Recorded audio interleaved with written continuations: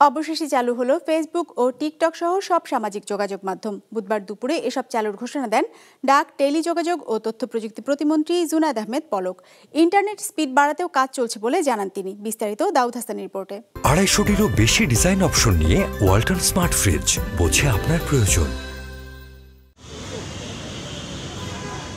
টানা 12 দিন বন্ধ থাকার পর চালু হয়েছে ফেসবুক সহ সব জনপ্রিয় সামাজিক যোগাযোগ মাধ্যম। বুধবার বিকেলের পর চালু হবার কথা জানানো হলেও দুপুর থেকেই এ সেবা পাচ্ছেন ব্যবহারকারীরা।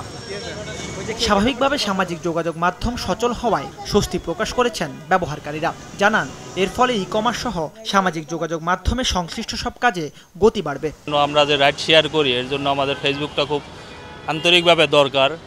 সো এতদিন ছিল না, আজকে পেলাম আমরা, তো একটু উপকার ভোগ করতেছি। অফিসের যেসব টিম থাকে এগুলো হোয়াটসঅ্যাপে বা মেসেঞ্জার গ্রুপে এগুলো অ্যাড থাকে, তো সেই ক্ষেত্রে আমরা এখন আপডেট পাইতেছি। এখন যেহেতু ফেসবুকে খুলছে, যার কারণে আমরা সব ধরনের খবর পাচ্ছি, বা স্কুল খুলছে কবে বা কবে খুলবে কি আসো বিষয়ে সব কিছু জানতে পারতেছি।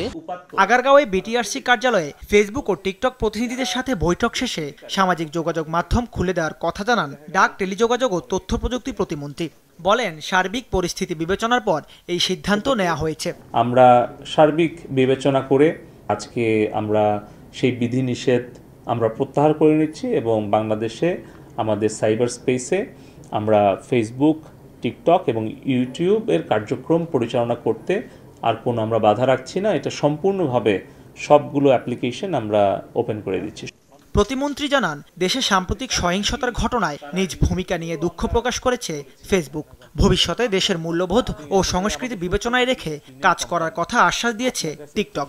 তাদেরকে অনুরোধ করেছি যেন তারা আমাদের সাথে সহযোগিতা করে, এবং তারা আশ্বস্ত করেছেন যে তারা স্বীকার করেছে তাদের ফ্যাক্ট চেকিং ক্ষমতার সীমাবদ্ধতা আছে, তারা স্বীকার করেছে তাদের এআই এর ত্রুটি থাকতে পারে, তারা স্বীকার করেছে যে যতটুকু রেসপন্ড করার কথা ছিল, বিশেষ করে 14, 15 থেকে 23, 24 পর্যন্ত, সেটা তারা করতে ব্যর্থ হয়েছে। আগামী দিনে তারা চেষ্টা করবে তাদের রিসোর্স আরও বাড়ানোর, এটাকে স্কেল আপ করার।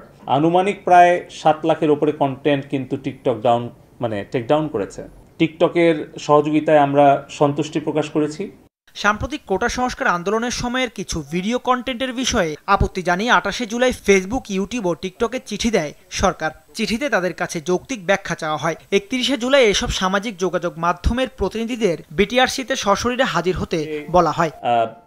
দাউদ হাসান, বিজনেস রিপোর্ট, মাছরাঙা টেলিভিশন।